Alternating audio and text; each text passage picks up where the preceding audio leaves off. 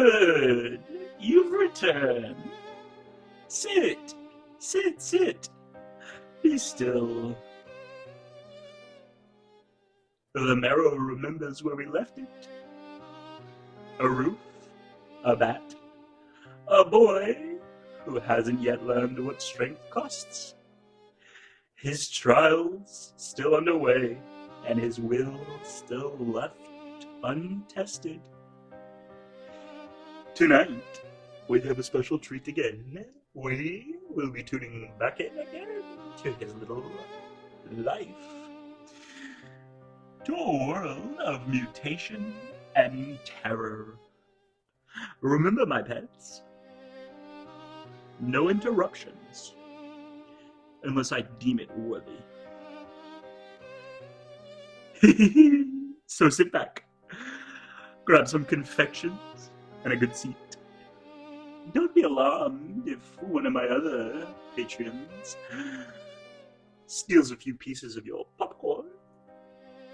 Yes, remember, you're not the only audience member. I have many shadows and creatures listening in as well. But now, it is time for us to continue with the Blood and Marrow Chronicles.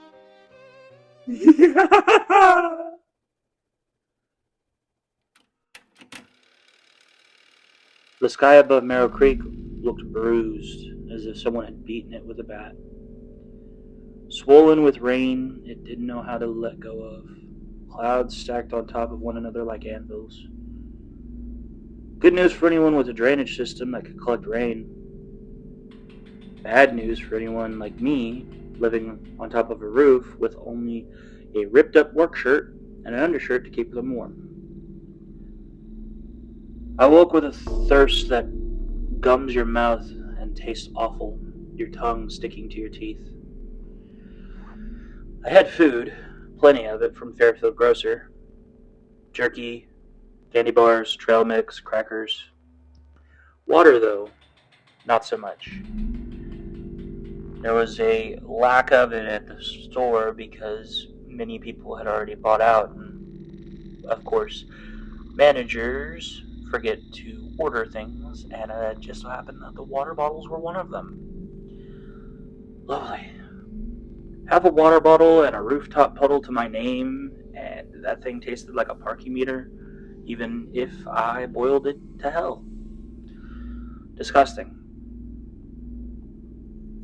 I checked the alley. Empty. Luckily, last night the two stalkers that had stalked and stared and waited all night were gone. Sometime before dawn, they sprinted off after a pack of stray dogs. I'd heard it in my dreams. Claws skittering, dogs yelping, and then silence. Lucky for me, but still really sad for those dogs. What can you do? I waited. It's all I could do. I watched and waited for 30, 40, 45 minutes, an hour. Nothing came back. Nothing but the wind, and it stank of smoke and chaos. I could hear said chaos off in the distance for a while last night, and some this morning. Sounds coming from downtown like a never-ending war zone. All day yesterday and today it was explosions and screaming and chaos and just bad noises. I never made any attempt to leave this roof, though. Not while it was dark out.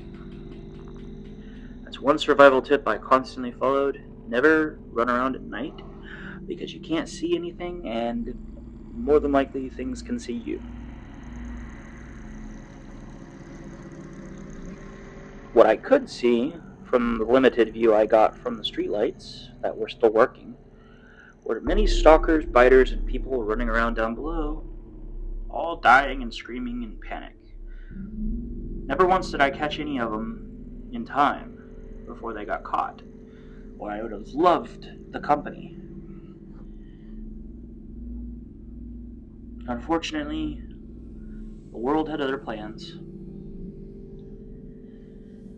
I held out as long as I could, but eventually the adrenaline from the events of the day had took a toll, and I had passed out slumped behind an AC unit, with my bag as the pillow.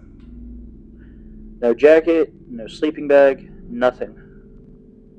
Unfortunately, the items inside were not the greatest comfort, and those useful items like a jacket or a sleeping bag or a tent were, quote, not in season, as my annoying manager loved to say. That put a sting in my mind, though. The guilt of realizing that said manager is also dead. My bad. After standing and stretching out the stiffness in my body, as best I could, I clapped my hands together softly. Okay, I told myself. We're not dead yet. First problem. The fire escape ladder was a memory. I dropped it on one of those stalkers yesterday evening, and it's no longer of use. Completely out of reach. New problem. Me, heavyset, and human, wasn't going to jump 20 feet to the street level and live with useful ankles. Yeah, no.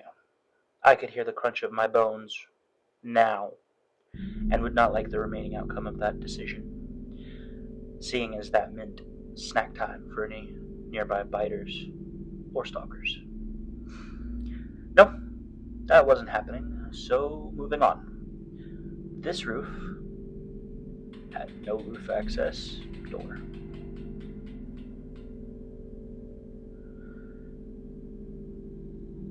My safe haven, the roof I'm currently on, had no roof access, no other escape.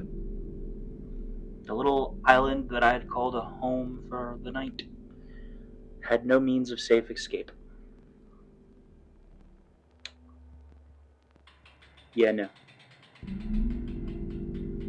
I had to find a way out, because if these clouds broke, I'd drown slowly on dry land. Another fate I did not want to experience: dying of pneumonia or the flu in an apocalypse. No, I'm good. Across the gap, off to the opposite side of the fire escape, about 20 feet, was another roof. Same height, blessed with the awe-inspiring, rusty door to an interior stairwell. If I could get there, I could get inside, get down, get moving. 20 feet is a lot when you're not built for parkour.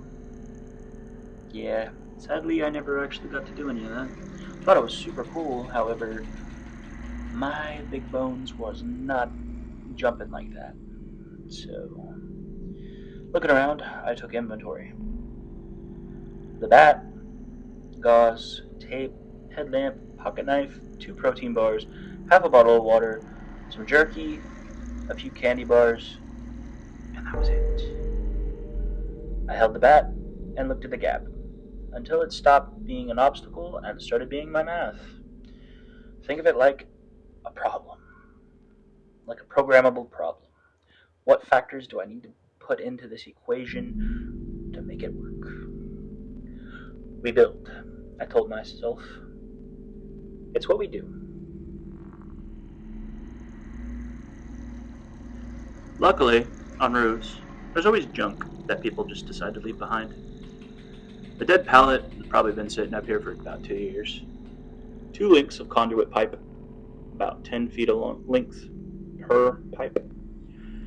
A curled roll of rubber roofing, nice.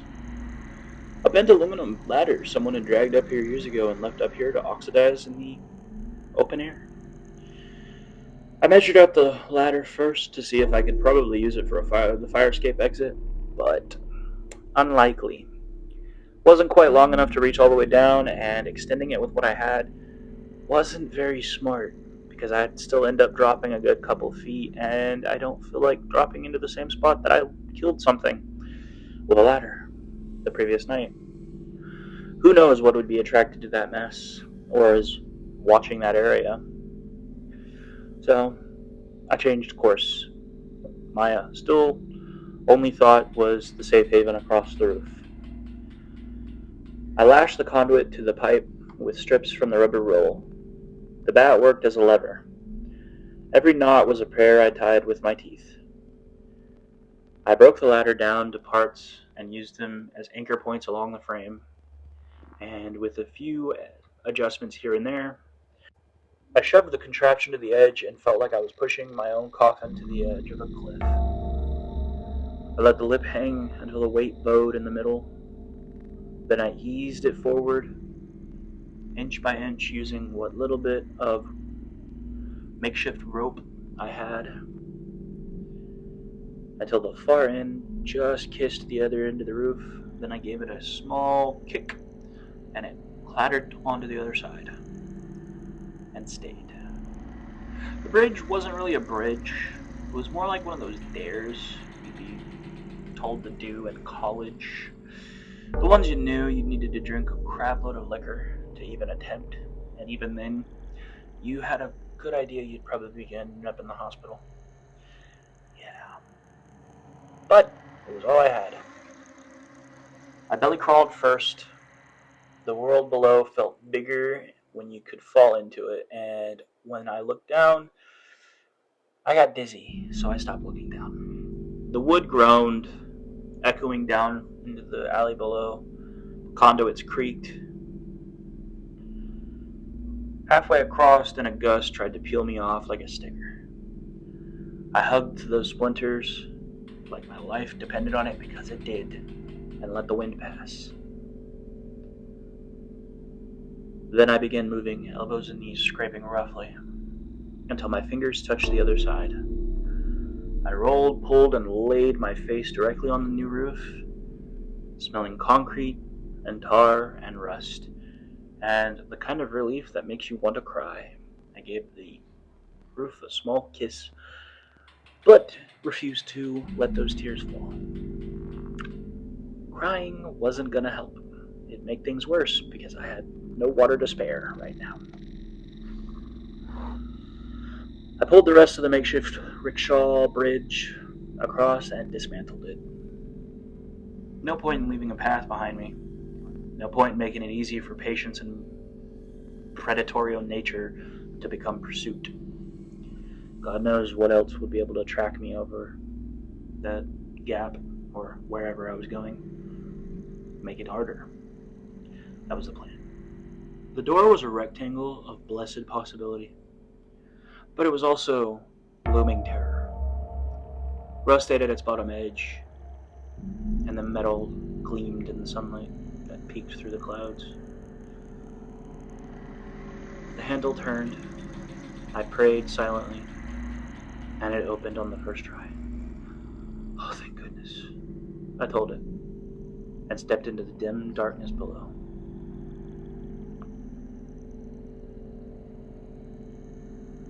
Old office buildings smell. This one smelled quite bad.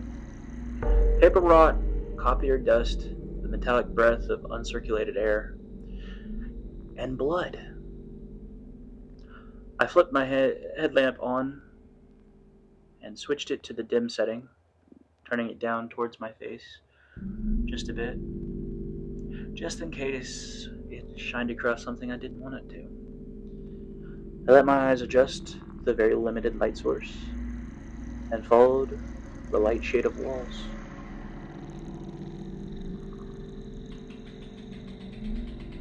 The first body lay in the hall like a discarded coat.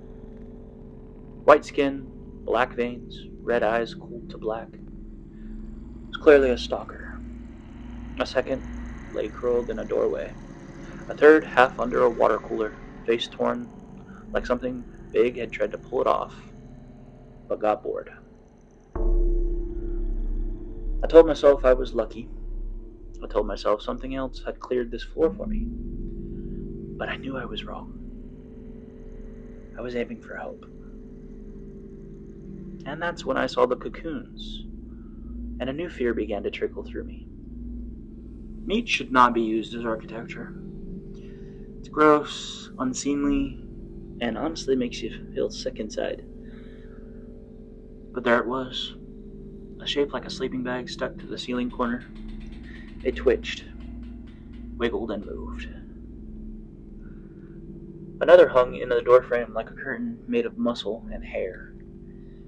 Inside the pinkish seamed membrane, I could see hints of something. A hand, an ear, something else that used to be an elbow, not quite sure. I didn't breathe for 10, maybe a good 15 seconds, contemplating opening one of them, just to see what monstrous creatures were now being grown. No, nope. I whispered to myself. Every bad choice I've ever made, not gonna happen. No, not gonna do it. Sliding back along the wall, my foot brushed a loose pin. It rolled in slow arcs and fell into a crack in the floor, falling into the pocket of silence that made me think the wells were here. Empty, void spaces. Then I heard it clatter to the ground below. It echoed through the building like a bell ringing. I froze. My body trembled as new terror began to creep up my spine. I heard no response to the noise, and still pressed to the wall in a nook. I happened to glance over around the corner to the stairwell door just across from me. I could see on the landing above the stairwell door scratch marks furred the paint. A strand of something hung from the doorknob, collagen slick, as if spit had learned how to knit. Wet spiderweb-like, as if someone could drool and make it thick enough to use as a rope. That's when my blood in my body froze. I heard it before I saw anything. A noise that sent me shivering and nearly crying and peeing myself as I shoved myself deeper into the crook of the wall, slinking down to my hunches and pressing myself behind a copier machine. A wet silk being pulled across teeth, like a wet towel being yanked through plastic very tightly, or meat being ground under metal, mixed with chittering and cooing noises. And then a limb came out from a room beside the stairs. It touched the landing, long, jointed, wrong, made of all the wrong materials. Hair in patches, human skin stretched over curves that weren't human at all, an animal's cloven piece fitted in where a knee might have been, then other limbs, then the body. A sack of muscle and ribs moving like a bellows, eyes set too many and too few, all at once. Its head draped with long black hair. It didn't look at me. It looked at the cocoons. It tapped them, one at a time, with something that used to be a finger, but now was more of a hook. The cocoons all shuddered, and this creature made a sound like a satisfied coo. It was building things, not for eating, but for nesting, for later. It crept down the hallway opposite me, moving with the grace of a spider. My terror was palpable, and I pressed my hands over my chest to try and hide the sound of my pounding heartbeat. Moving on instinct, I needed to get out of here immediately. So I slid along the wall on my hunches, staying close to the ground, moving to the stairwell door. I stopped at the doorway just as the creature paused. It seemed to tilt what I assumed was its head, pasting the air with clicks and chits. My sweat was a confession of trespass in the air. I held my breath and gingerly slid the stairwell door open, inch by inch. Its middle hinge tried to whine. I pressed my wrapped hand against the hinge, trying to muffle it. The gap widened. The hinge bit into the gauze, cotton, and pinched into my flesh. I bit down on my lip in pain, but kept still, frozen. Nothing happened for a tense moment. The nester turned its head this way and that, before finally looking back at another cocoon and poking it. A small bit of relief washed through me, and I pushed the door more, and that's when all things went to hell. The hinge bit deep into my hand, pinching so hard it ripped my skin. I was clenching my jaw so tight my teeth hurt, but I watched as a small drop of my blood dripped to the floor. The creature's head snapped toward me with a sound like a broomstick being broken. "Screw this," I shouted, and yanked my hand free. I ran down 2 flights of stairs before my brain even caught up with my feet. The thing came after me like a puppet pulled by someone mean, ripping and yanking through different areas. Limbs ticked the stairs. It didn't flail, it hunted. Deliberate, like a spider in its own web. A builder looking for stolen tools, agile and quick. The thick drool-like substance from before shot down the stairs at me, but luckily I tripped and stumbled around the landing to the next stairs.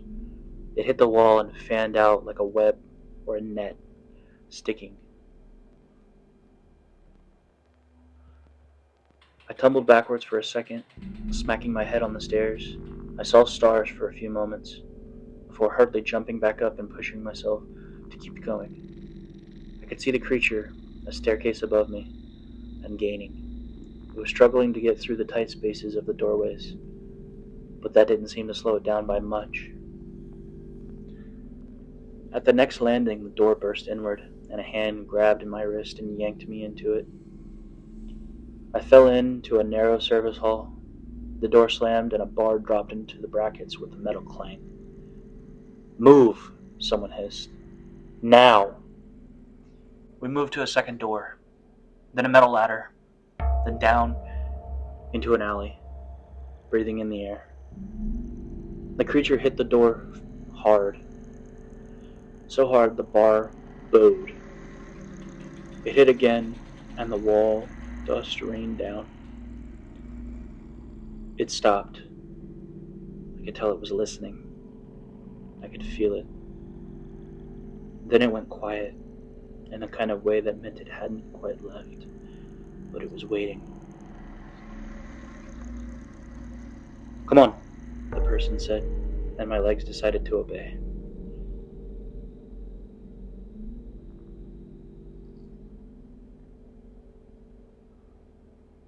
We folded into a slice of alley between 2 dumpsters that had seen better days.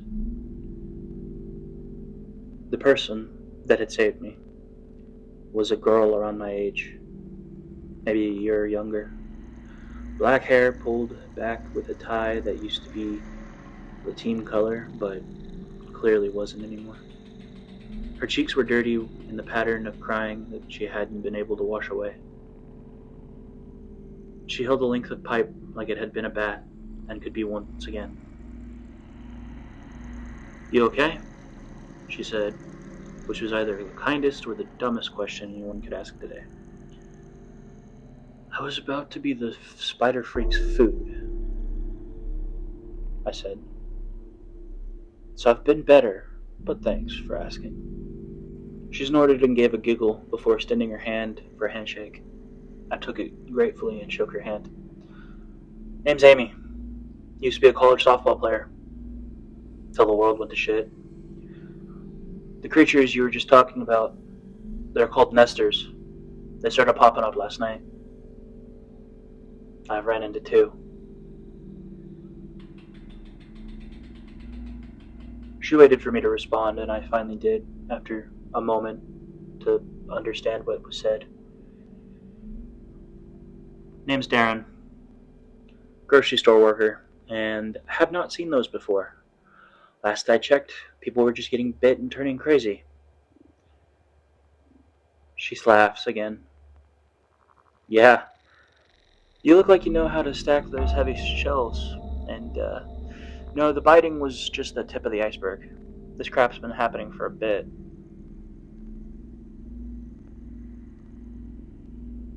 I sighed and shook my head.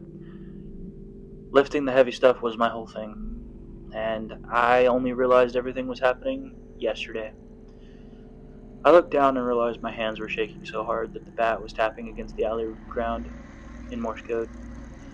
The sound made both of us flinch, realizing we weren't quite safe yet. From inside the building, no sounds, not a scratch, not a breath. But that was the wrong sound we wanted. Come on, Amy said. We've got a place. You should get that hand fixed. I looked down. My bandages were dusty, blood-soaked tatters, and blood dripped a lot. The door hinge had ripped a chunk, a bit bigger than a quarter, out of my hand. Well, what was left of it. I pulled off the last bit of my work shirt and wrapped it around the whole thing. Luckily, I wear undershirts. My black undershirt would have to do for now, but I'd need to stock up on a few more clothing items here soon. With my hand wrapped, I placed the bat back in it, and it stung. Okay, I said. Let's do this. Rushing through the town was great, having someone with you to help watch your back.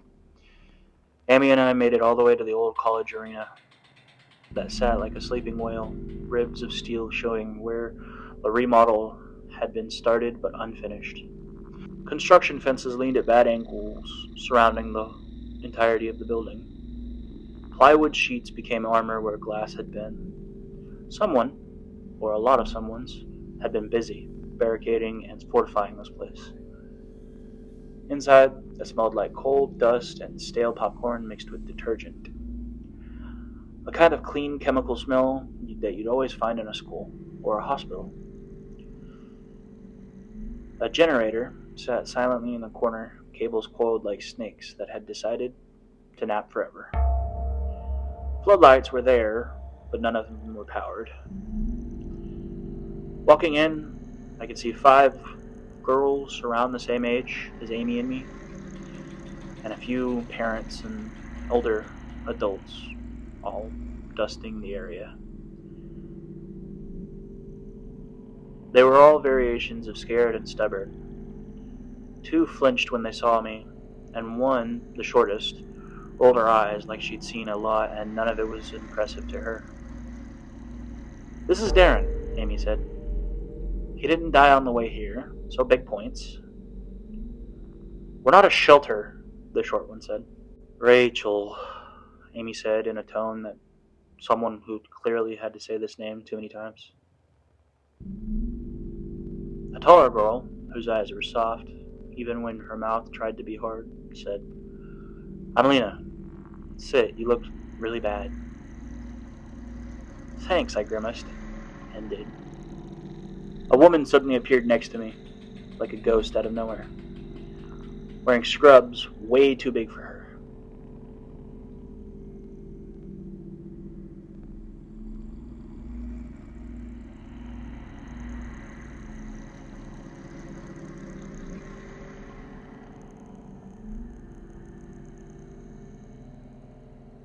She already had gloves on and was ready to take a look at my hands. My mom, one of the girls, had said. She never went home after her shift. Dr. Hands undid my art project and tisked in a language only nurses know. Not infected, she said, eyes cutting into mine like scalpels.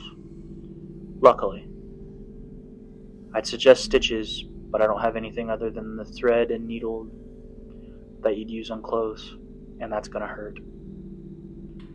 Let's get it over with then. Better hurt than infected and dead, I muttered, and she gave a nod of approval before handing me a rag to bite down on as she got to work, sewing my hands closed. We were going to practice, Amy said, trying to take my mind off the pain. 10 of us, only. She didn't have to finish that sentence. I knew there were more before she'd ever mentioned it. I could tell. The lost people.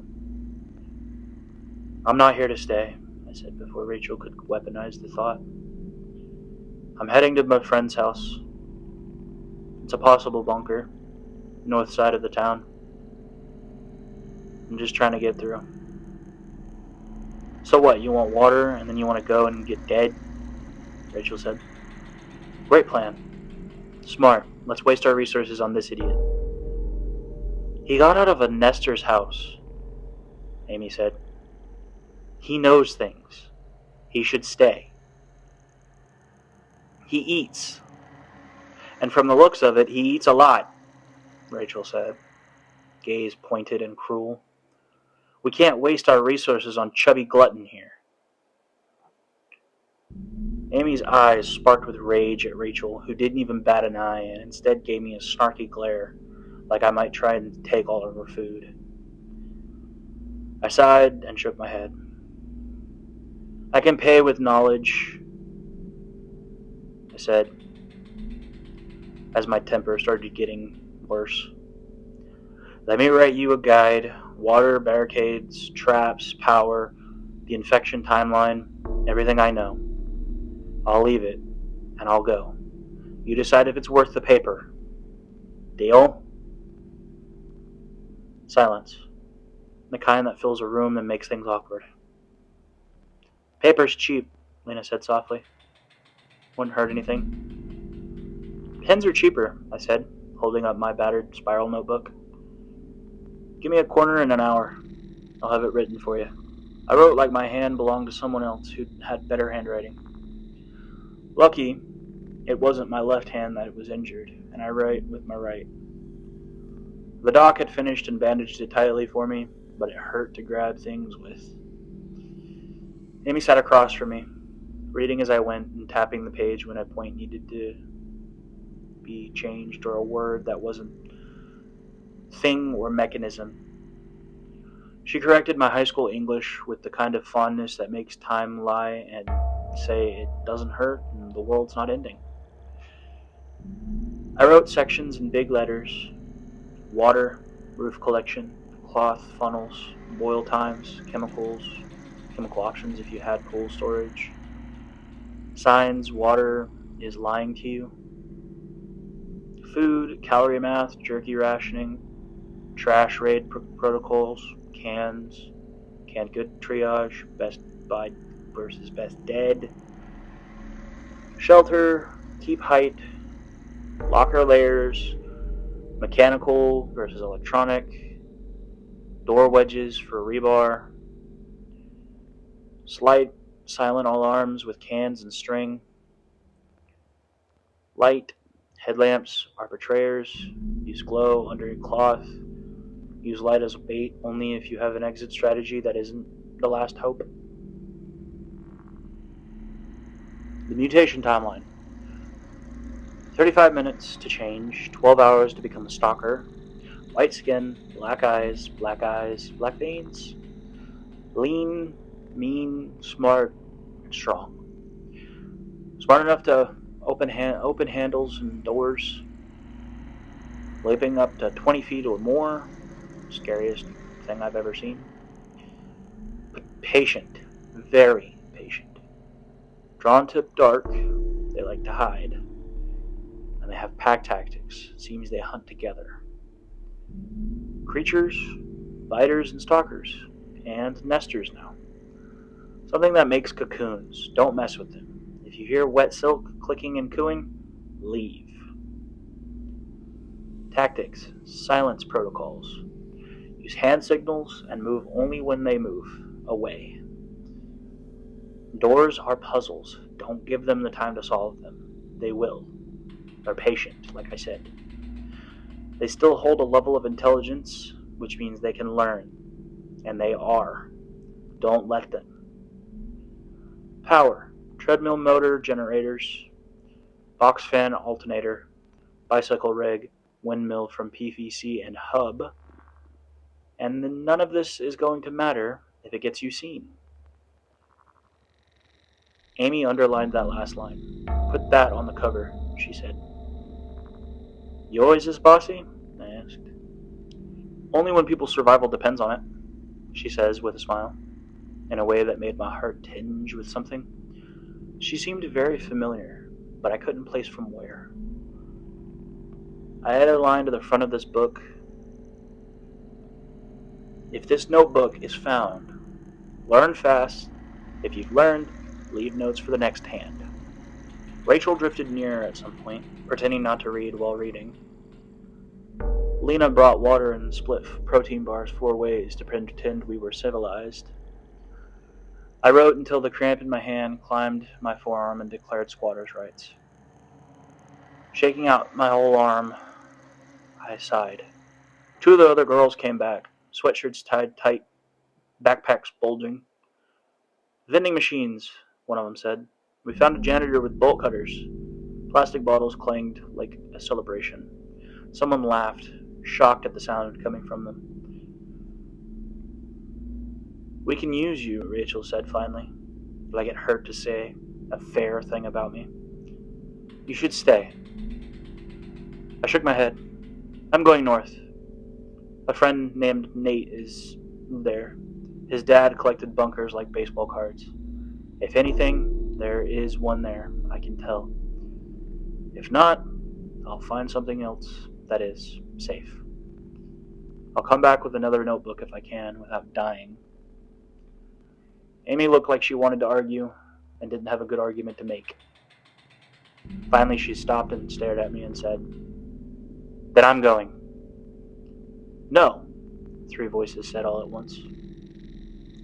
Rachel's was the loudest, Lena's was the quietest and the sharpest, and mine was soft, almost like I didn't want to say it. I'm not letting him go alone, Amy said. He'll get eaten or ripped apart in the first building he tries to brave. Wow, I said. Was that a compliment? Reality, she said. Lena surprised everyone by stepping forward. I'm going too, she said, voice small but solid. I can be quiet. I don't freeze when I'm scared much. Rachel scrubbed her face with both hands and made a noise like a groan and a laugh got into a fistfight. Ugh, fine, she said. You idiots will need someone mean to keep you alive. Someone tough.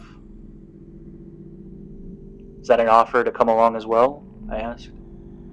Try to stop me, she said, and failed to hide the tremble in her hands. We packed bottles, bars, gauze, a better roll of tape. The notebook was wrapped in plastic and tied off like a gift to the unluckiest future, and handed to the dock. We moved through Marrow Creek like guilt, sticking to the shadows and avoiding mirrors that might throw our shapes into anything hungry. The city had new angles now. Cars formed caravans that had kissed and never let go. Glass was its own kind of snow.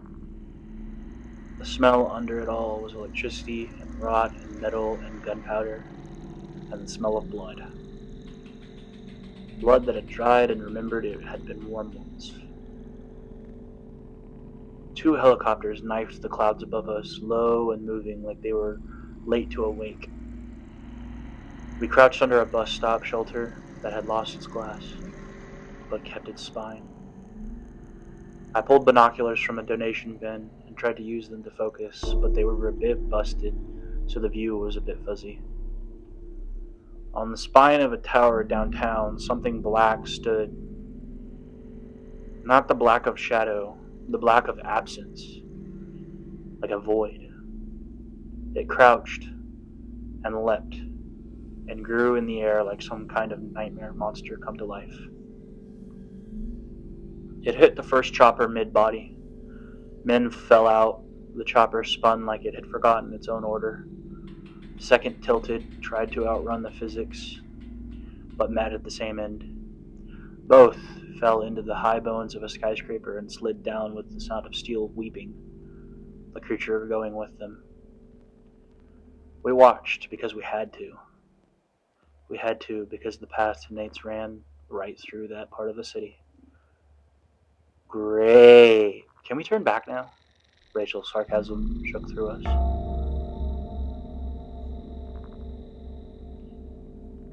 We took alleys and backlots and the negative space between buildings that planners leave for dumpsters and sins. Twice we slid between parked cars while a pack of stalkers tested garage door handles like teens looking for unlocked luck. Once we lay flat on a bakery roof while two of them leapt from balcony to balcony below us like ideas skipping steps. Darren, I told myself. Third person when I needed a coaching. Do not be the loudest thing in the world. I know you're clumsy, but please don't. Rachel muttered, "You're freezing. I swear to God." "I'm good," I said. I wasn't. My hands were new glass. My knees were drums. My brain had a small animal in it that would not stop chewing. I was frozen, panicked. We passed a military convoy that had been pulled like beads on a string and snapped. Two Humvees burned themselves out. One sat silent, doors open, no weapons in sight. Whoever had stripped it had done so politely, taking only what they could use, nothing else. The bodies didn't look polite. We didn't look twice. Everything was destroyed. By the time we reached 5th and Adler, the road wasn't a road anymore. It was a mouth. The asphalt had slumped into a sinkhole the size of a church.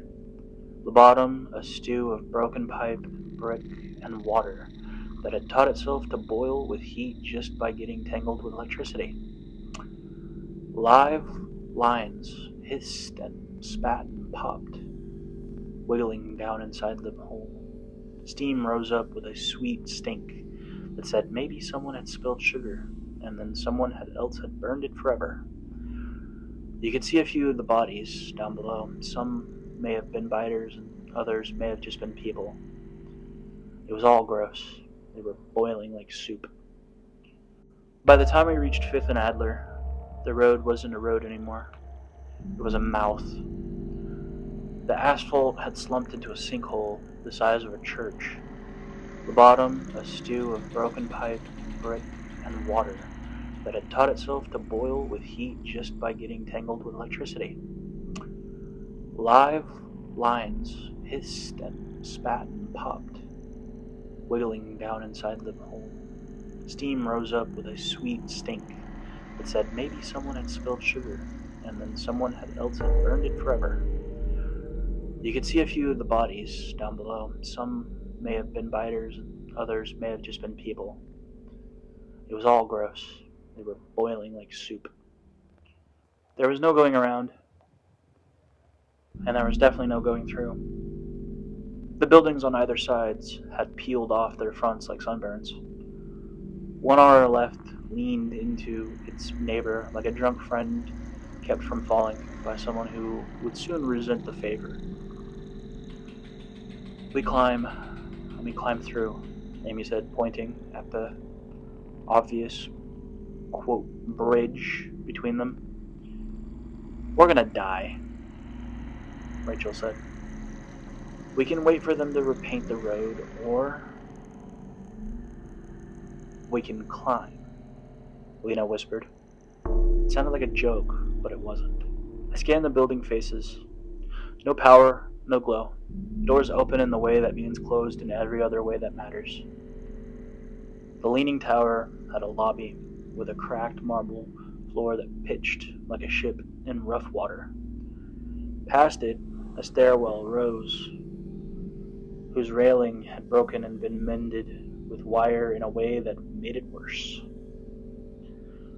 "I don't like it," I said, "but I like everything else way less." So we went in. It was dark inside, the way a throat is dark inside a monster. Our headlamps stayed off, that way we wouldn't be seen by anything inside. We moved by touch and thin rectangles of daylight where glass had fallen through and failed to block it out. The floor below us complained. The building made sounds buildings shouldn't really make when they just learned about gravity. Creaks, groans, pops. They felt like joints trying to renegotiate to a very old deal. On the third floor we encountered the crowd. Not a pack, not a horde, a gathering of biters and stalkers, standing in the corridor and rooms like they had forgotten what they were doing before the lights went out. Some leaned with their heads against the walls, as if listening to something in the plaster. Some swayed. A few were making the wet silk sounds that had scared me almost an hour ago. "They like the dark," Amy breathed into my ear. "They seem to be smarter. We keep moving. Just be slow. Don't let them hear you." We slipped past doorways, our shadows crossing theirs. One turned its head, slow, deliberate, and looked right through me, like it could see the shape of my fear made more clearly than it could see me. It sniffed, its mouth opened. Nothing came out. But now it knew there was something to solve. Something was up. Rachel tapped twice on my shoulder, the signal to stop. I froze. A shape skittered across the ceiling above the hall. Legs clicked. A duster. It paused over a light fixture, like it would wear it. A strand of something spilled from its body and hung, catching the thin light and braiding it. We waited until the strand stopped moving. We breathed through cotton, holding our shirts and bags to our faces. The nester moved on. Lena tapped my shoulder next, 3 times. "Step forward." So we stepped. We crossed a breach where the floor had decided it wanted to be a ramp to the lobby, 3 stories below. The far side had once been an office. Now it was a mouth again, jagged with rebarred teeth. I crawled on my belly, back across my forearms, like a clumsy bridge. Amy followed, then Lena. Rachel came last, swearing in a whisper that felt like a prayer's evil twin. When we reached the midpoint to the building, there was a sound like a throat clearing, not human. A building sound, steel shifting. The whole place leaned a degree more into its friend next door. You could feel it answer back. 2 giants settling into a shared ache. The office to our right, the desk had stopped mid-fall, one drawer wedged out like a tongue. Behind it, beyond a spiderweb of glass, the opposite building loomed close. Close enough to touch if you had a few more feet of arm and no sense. "This is where we cross," I said. "We fall and die," Rachel said. "We don't. We die anyway," Amy said. "Pick the way you want to live." We made a rope out of what we had, extension cords, a torn harness from a maintenance closet, belts. I tied knots that I could trust. Lena tied the ones I couldn't remember. We anchored to a column that had ideas about still being a column tomorrow, so we trusted it. We slung the rope across the gap to a window frame in the neighboring building. It looked sturdy enough if you didn't ask it to prove it. The rope held in that way where you don't look at it or it might reconsider. I held my finger to my lips. "Quiet," I said, as if any of us knew how to be anything other than as deathly silent as possible. We moved one at a time. I went first because I was heavy and didn't want to risk anyone else falling. If the rope could hold me, it could hold the rest of them. The city wind moved through the cut between the buildings, like a mouth saying, "Shh," over and over. I made it just barely to the other side, gripping tightly and pulling myself into the building. My muscles ached, but I turned and took the rope, wrapping it around a support beam that I hoped was strong enough, and holding the other end. Lena and Amy looked at each other before Amy went and made it across, then her. Nod to Lena. Lena went next, though the frame moaned at her weight like it had opinions. Rachel climbed on, face pale under the soot. She made halfway there, and then, somewhere behind us in the leaning building, a sound happened. Not a scream, not a word. The sound of a little metal thing dropping. A small thing with big sounds. I glanced around Rachel and saw it. One of the drawers that had been open. Some kind of metal paperweight of some kind. It hit the tile below, skittered, and fell again. It found stairs and continued to fall. Noise and noise and more noise.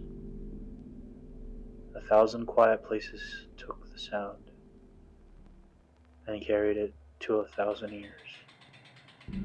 And the building woke up. The standing creatures stood straighter. The swaying ones stopped swaying. Heads turned toward the stairs, towards us. The nester on the ceiling paused and turned, canting its limbs like a question mark unfolding. "Move," I hissed at Rachel. "Rachel, move now!" She moved. The rope bit her palm. She made it a sound that might have been pain or prayer. Amy reached and grabbed her jacket and pulled the last foot. We tumbled into the other building like we could decide the floor was safe by wanting it more than the truth. They came. Not a flood, a tide. They knew how to climb stairs and balance on cracks. They knew how to solve doors with their hands.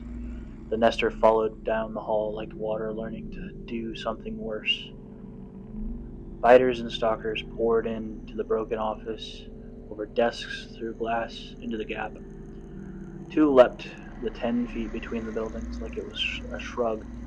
One missed and bounced off a steel beam and landed in the sinkhole below with a sound that said, "The water did not care if it died or not." I scanned for exits that weren't regrets or bad decisions. A stairwell sign, a corridor that kinked around a support beam. Nothing we could reach before the first rank reached us. And then I saw him. The soldier on the floor with his back to the desk that had kept him sitting upright longer than his spine wanted. His eyes were gone, but his hands held their promise. A rifle, 3 magazines, 2 grenades on his belt that looked like lies because they were way too useful to be real. Amy's foot slipped on the glass. She went to one knee, and her momentum took her toward the fractured lip. Lena gripped and grabbed her wrist, and the two of them made a human equation whose answer was fall. Rachel lunged for them and found only air, and I screamed. I moved without consulting the part of me that counts odds. I moved with the part that only goes on raw instinct. I grabbed the rope where it was anchored, and hauled with a noise that wasn't language. Amy lifted 2 inches. 3. Lena planted her foot and pushed and slid and pushed again. I got a grip of Amy's jacket and yanked. She came up hard and hit me, and we both hit the floor, and new glass broke somewhere underneath us. Go, I bellowed, which didn't help stealth, but helped choices. I shoved the girls into the stairwell door, yelling at them, Go! Then I dropped her directly behind the desk that had been flipped where the soldier was laying. I checked his pockets and found all the grenades.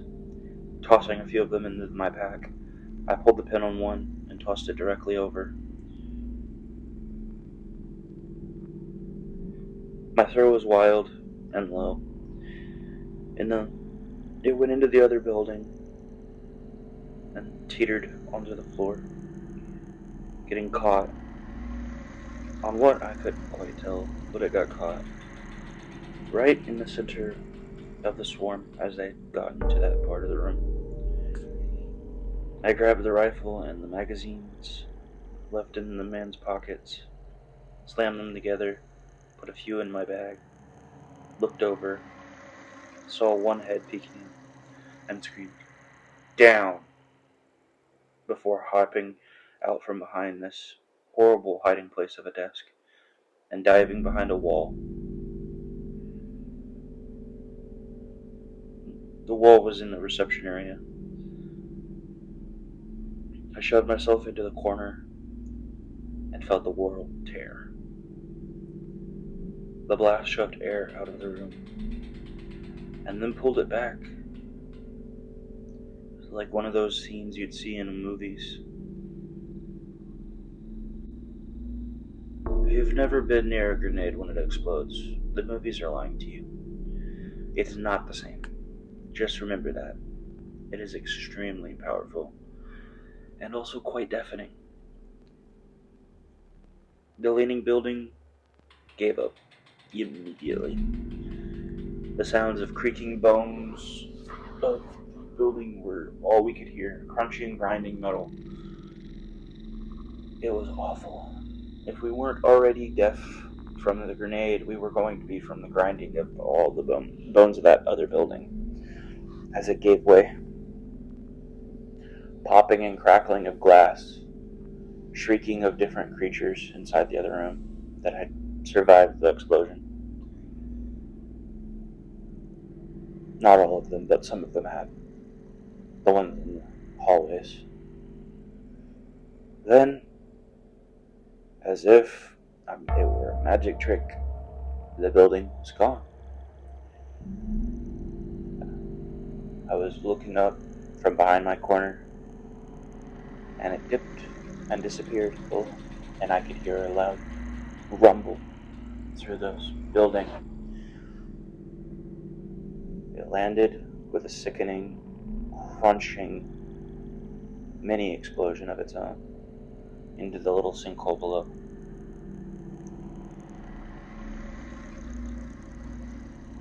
My ears were ringing, my head was spinning. The sound was like a percussive explosion in my brain. I coughed, trying to get the inhalated dust particles and smoke out of my mouth. To no avail. There was no getting it away. My lungs were on fire and they hated me. Then there was someone's arms wrapped around my waist, trying to pull me to my feet. Up. Come on. To my surprise and shock, it was Rachel. We were all up, we were all alive, and the survivors had killed the swarm. Or most of the swarm. The rest of it was probably swimming in that ozone layer electrical field down there.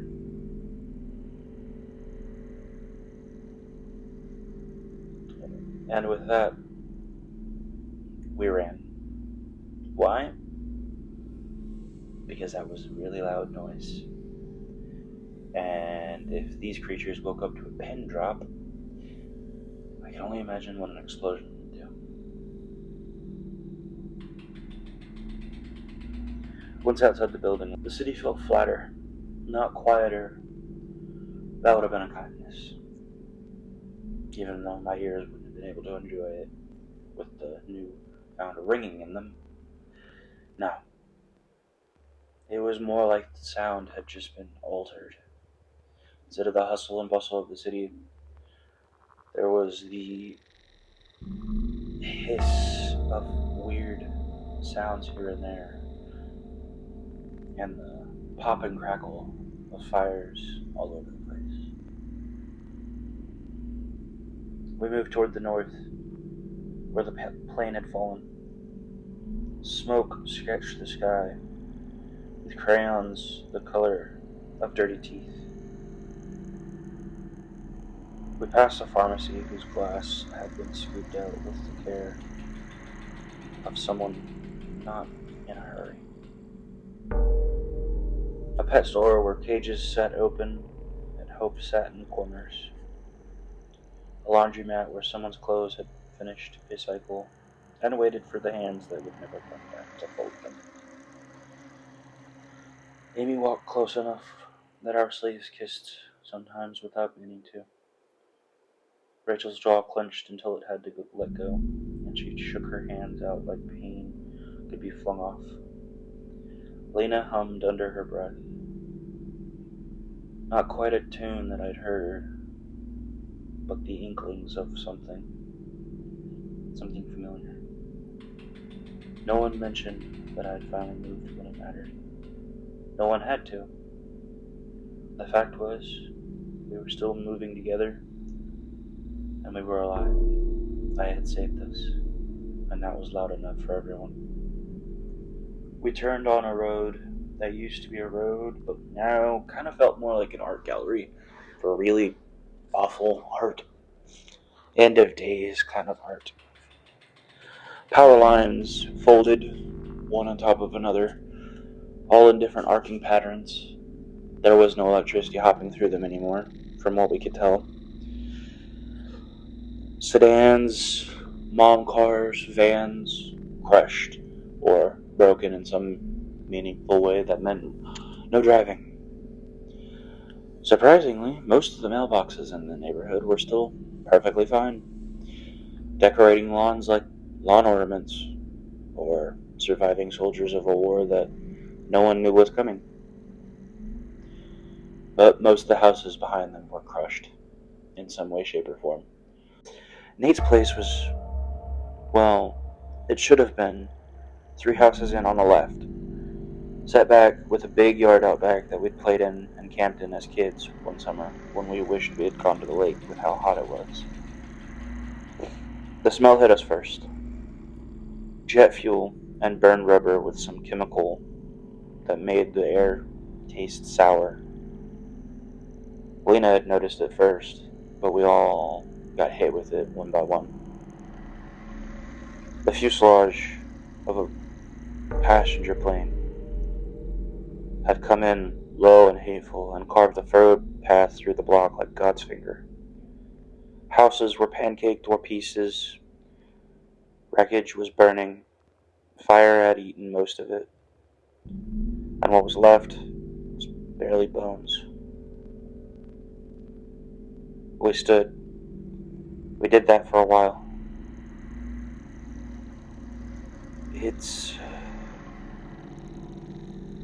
Amy began, and then stopped, because the next part was cruel. Gone, Lena said. A kindness made of not lying.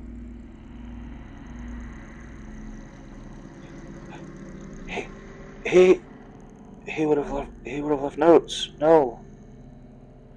He must have left something, I heard myself say.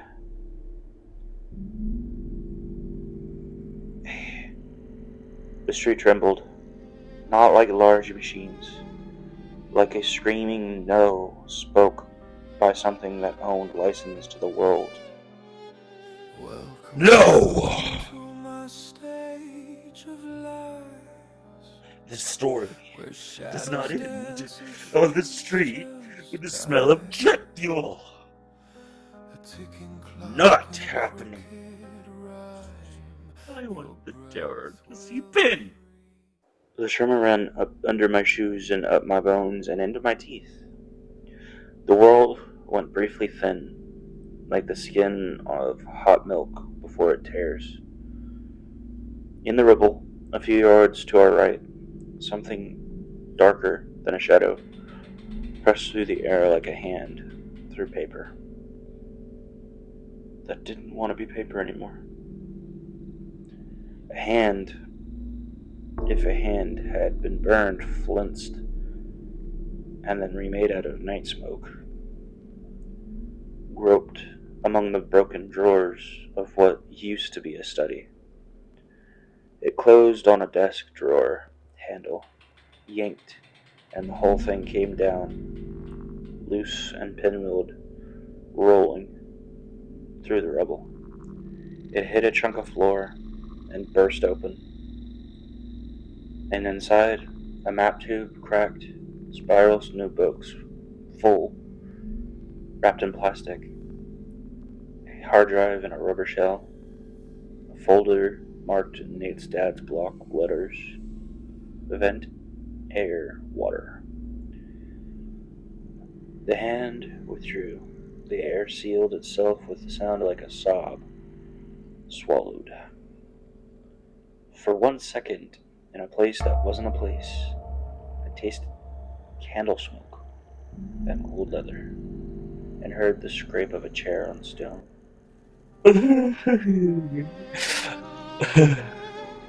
My throne is hungry. He said to someone that wasn't us.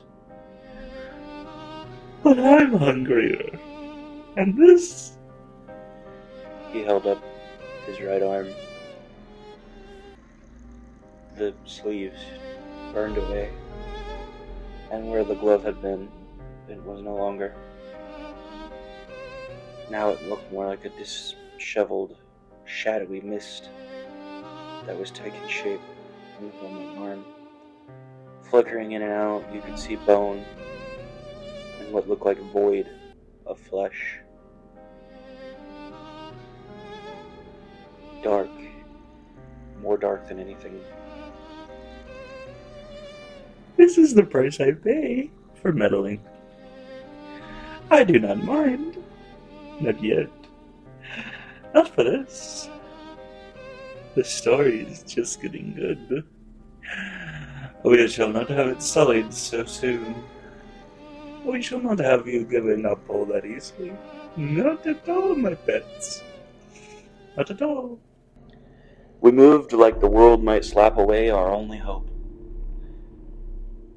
I crouched down and began rummaging through the guts of the old drawer and grabbed for the map tube, popping it open with a crisp click from years of that tube being closed. Inside, a detailed county grid with pencil lines spidering all over, towards the quarry mostly. Notes read: air shaft, test, vent, false front, water, sand filter. He was building, I said, throat thick with hope. He was building something. A bunker, something safe. The spiral notebooks were both Nate's and his father's.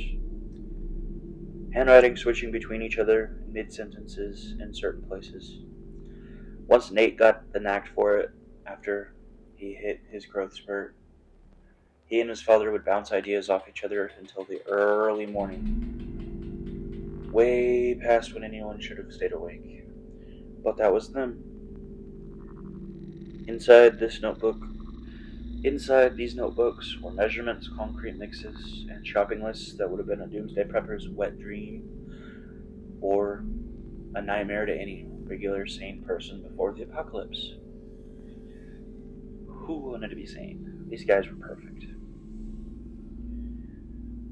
they had things written down on this list that I've never even heard of. Obviously rebar, gravel, but at night, not sure what that is. 6-duct inline fans. Okay, this will do. Lena held up the map for the girls to take a look at. Rachel took one look, glanced around at the ruined houses surrounding us, and then made eye contact with me and Amy. "So we're going to the quarries?" she asked. "We're going to the quarries," Amy said. Then gave me a look that gave me chills and told me that my imagination wasn't running wild when I thought that our slaves might be kissing indirectly. The whole trip over here. This brought me hope. It also sent a new chill through my body. One that wasn't more of a chill, it was more like love. Maybe. I don't know. I'll have to do the math for it. We'll see.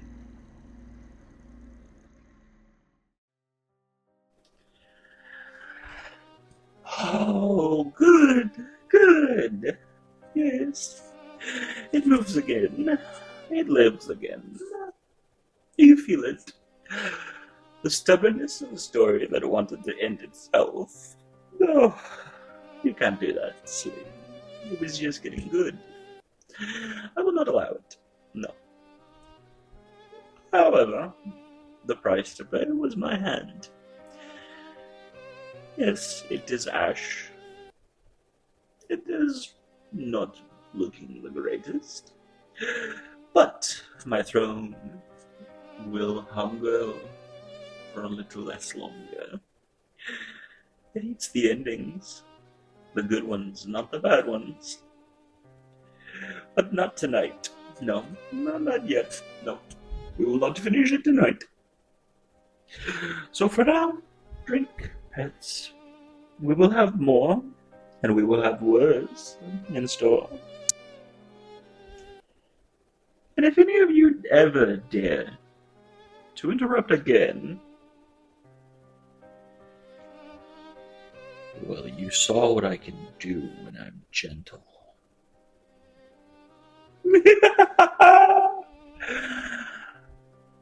Ta-da!